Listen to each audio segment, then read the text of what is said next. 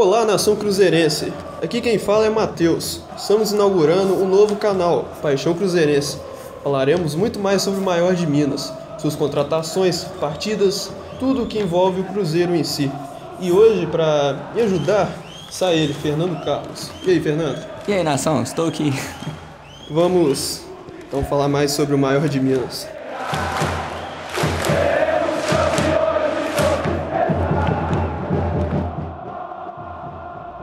Vamos fazer o balanço do ano, as contratações que vieram e os que saíram da temporada 2014. Vamos começar falando das saídas. Primeiramente, Marlone, que saiu para o Fluminense. O que você achou dessa contratação do Fluminense e saída do Cruzeiro, Marlone? Marlone não fez nada no Cruzeiro, ele entrou, teve a oportunidade, falaram que não teve, mas teve, e no Fluminense não sei se ele vai fazer muita coisa, mas não deve fazer, pelo que ele fez no Cruzeiro. Com a saída da Unimed, o Fluminense ficou mais fraco, então certamente ele será um jogador útil para o Fluminense nessa temporada. O Cruzeiro, se ele continuasse na temporada 2015, ele não receberia muitas oportunidades, até pela chegada de outros jogadores que vamos falar a seguir. A próxima saída foi o Egídio, que foi para o Dnipro da Ucrânia. O que você acha, Fernando? Egídio, ninguém esperava que ele seria um grande jogador quando ele chegou em 2003. Ele chegou um cara para ser reserva, mas não tinha ninguém para a vaga da lateral esquerda, então ele acabou sendo uma peça fundamental no time. E principalmente no ano de 2014, até com a chegada do Samúdio, ele sentiu uma sombra muito forte no banco, forçando ele a desempenhar um belo papel no time em 2014. Foi uma saída, de certo modo, preocupante, porque saiu junto com ele o Samúdio. Então o Cruzeiro, até o momento, está sem nenhum lateral fixo de lateral esquerdo.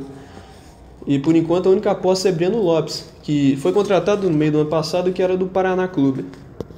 Também teve a inesperada saída do Newton para o Inter. Eu confesso que achei que ele ficaria para essa temporada, era uma peça fundamental, ficava sempre revezando ele, Lucas Silva e o Henrique, e que eu achei que até foi um valor, de certo modo, baixo pelo futebol que ele estava desempenhando, não é, Fernando?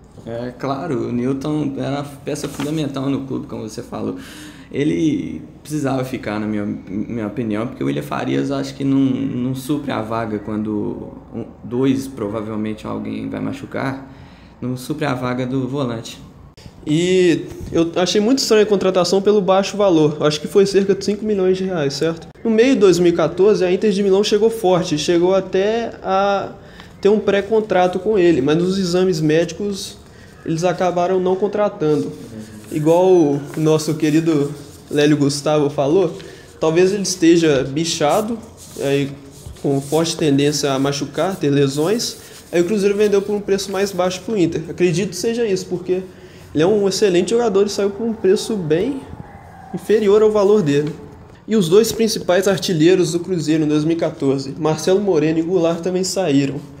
O Marcelo Moreno voltou para o Grêmio por cláusulas fortíssimas, um alto valor, e o Goulart foi vendido por um preço, de certo modo, de outro mundo. Foi para a China por 48 milhões de reais. Desses 48 milhões, 75% veio para o Cruzeiro. A saída do Moreno, para mim, foi muito importante, porque o centroavante é uma posição muito rara no Brasil. E ele tinha encaixado muito bem no time do Marcelo Oliveira. Ele não tinha jogado bem no Flamengo, foi sombra do Brocador. E também no Grêmio teve algumas desavenças com o técnico na época que, se eu não me engano, era o Luxemburgo. E também o Ricardo Goulart, que foi o principal jogador do Campeonato Brasileiro, segundo a revista Placar, na Bola de Prata. O que você acha da saída do Goulart? Goulart era um importante jogador na forma tática do Cruzeiro jogar. Ele era um jogador que defendia, voltava para marcar e chegava na área para cabecear, chutar. Ele aparecia para o toque, para começar a jogada. Foi uma saída meio inesperada pelos torcedores do Cruzeiro. E ele também joga uma posição no futebol brasileiro que é raríssima, porque ele é um meio-campo que se apresenta muito na área. Ele é uma espécie de segundo atacante que volta bastante para marcar. É um jogador na Europa muito valorizado e que no Brasil estão começando a surgir os primeiros nesse posicionamento. E a saída também de dois jogadores que não participaram muito na temporada 2014, Dagoberto e Borges. O Borges nem praticamente não jogava, ficava muito tempo machucado e quando entrava desempenhava um fraco futebol, até pela falta de ritmo. O Dagoberto estava com uma forma física não muito boa, não conseguia completar seus jogos e era uma boa opção para o segundo tempo, mas sempre quando entrava como titular cansava muito antes dos jogadores. O que você acha dessas duas perdas? Também. Olha, os dois jogadores que jogaram muito bem juntos em 2013, em 2014 eles mal jogaram. O Borges, se não me engano, deve ter jogado pouco mais de 20 partidas. O Dagoberto foi muito importante naquele jogo contra o Grêmio, aqui no Mineirão, que o Cruzeiro ganhou de 1-0 no finalzinho. Falamos das saídas, agora vamos falar das chegadas. Começando pelo volante Seymour, chileno, 27 anos. Estava na segunda divisão italiana.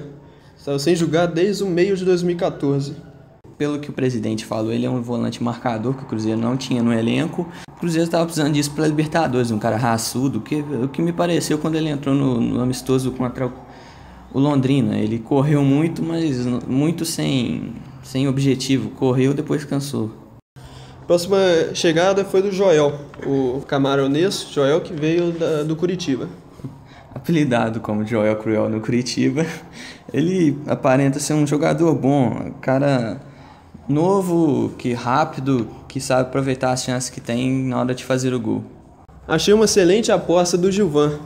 Certamente vai desempenhar um bom futebol porque ele é aquele tipo de atacante moderno, muito rápido e sabe finalizar bem. E falando em atacante moderno, vamos falar no atacante ao contrário do futebol moderno de hoje. Leandro Damião, que veio do Santos, não recebendo salários, veio por 1 ano de empréstimo. Leandro Damião é aquela certa aposta que o Cruzeiro fez igual o Moreno no ano passado. Não estando bem no Santos, ele veio para suprir a vaga do Marcelo Moreno, que já estava bem. E ele torcer para ele chegar bem, fazer gols, porque ele é um grande jogador. Veio o terceiro lateral direito, agora Fabiano, da Chapecoense. Qual que é a sua expectativa sobre ele? Olha, pra mim eu não tenho muita expectativa sobre ele não. Ele seria um cara pro reserva do Mike, que é o Ceará, e seria o terceiro. Ele mal vai jogar, só se o Ceará machucar. O Ceará é um bom jogador como reserva do Mike. Eu acho que ele desempenha um bom papel e pode ser útil esse ano como lateral esquerdo, até porque até o momento que estamos gravando agora, o Cruzeiro não anunciou nenhuma contratação de lateral esquerdo. Estava negociando com o Mena e com o Álvaro Pereira. Por enquanto, só temos o Bruno Lopes, que é um garoto ainda muito jovem e que não tem muita experiência. E outro atacante também que chegou foi o Riascos, aquele mesmo que errou o pênalti com o Vitor. Vocês devem estar lembrando somente desse pênalti que ele errou, mas vamos lembrar também que ele fez 2 gols contra as Frangas, um no México e outro no Independência, o Caixote. O Riascos é aquele jogador que marca, ele volta para marcar e ele também é um jogador muito forte fisicamente. Ele sabe aproveitar as opções que ele tem para finalizar e deve ser um bom reserva para o Cruzeiro. Eu acho que ele vai ter um papel razoavelmente importante na Libertadores, que precisa de jogadores cascudos para esse tipo de torneio para suportar a arbitragem e as marcações, né, latino-americanas que são bem chatas. Deixamos a melhor contratação para o final. Vamos falar de De Arrascaeta, meio de 20 anos uruguaio que estava no Defensor. Qual é a sua expectativa sobre ele que vem para tentar suprir o Ricardo Goulart, a vaga dele? Olha, o De Arrascaeta parece ser um jogador muito bom, um cara muito técnico, de velocidade. Ele demonstrou isso mesmo na Libertadores contra o Cruzeiro, quando o Cruzeiro jogou aqui no Mineirão e lá no Uruguai. Ele até um lance que ficou famoso no ano passado, que ele deu um chapéu, se não me engano, se foi no Henrique ou no Egídio. A torcida tem uma esperança muito grande dele suprir a vaga do Goulart. Meia muito habilidoso, com um estilo parecido até com Montijo e Everton Ribeiro. Baixinho, de velocidade, explosão.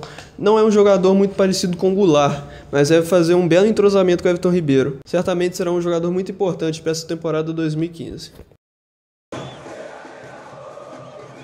Com o balanço das saídas e das entradas, eu avalio que de certo modo foi positivo. Lembrando o São Paulo, que ganhou 3 campeonatos brasileiros alguns anos atrás, que nos 2 primeiros anos tinha um time praticamente idêntico, ganhou os 2 campeonatos brasileiros com certa folga. No terceiro ano eles tiveram que renovar, venderam alguns jogadores valorizados pelos 2 títulos nacionais e contrataram algumas outras peças. O Cruzeiro está tentando fazer semelhante, no meu ponto de vista certo. Vendeu alguns jogadores que não estavam jogando muito e contratou promessas. O que você acha, Fernando? Olha, o Cruzeiro fez o que todo time brasileiro deve fazer depois de ser campeão de algum campeonato importante. Porque todos os times vão conhecer suas táticas e tal, mas trocar jogadores é comum. O Cruzeiro precisava trocar alguma tática. Provavelmente deve acontecer isso com a venda do De Arrascaeta. E o Seymour vindo para a Libertadores traz mais, se ele for um jogador muito de marcação, o Riascos também, um jogador que segura muito o jogo. O Cruzeiro deve estar muito com o objetivo de ser campeão da Libertadores. Para segurar a onda também pelos novos jogadores que vieram, que não tem muita experiência nessa competição. Então, galera, esse é o fim do primeiro jornal semanal sobre o Cruzeiro, maior de Minas. Vamos deixar aqui embaixo na descrição a página do Facebook nossa, que chegou essas semanas a 2.000 curtidas. Agradecemos a todos que participaram. Novo blog que nós fizemos nessa mesma semana, começo de janeiro, que está muito interessante, vamos postar muitas notícias lá. E se você gostou do vídeo, dê um like e se inscreva.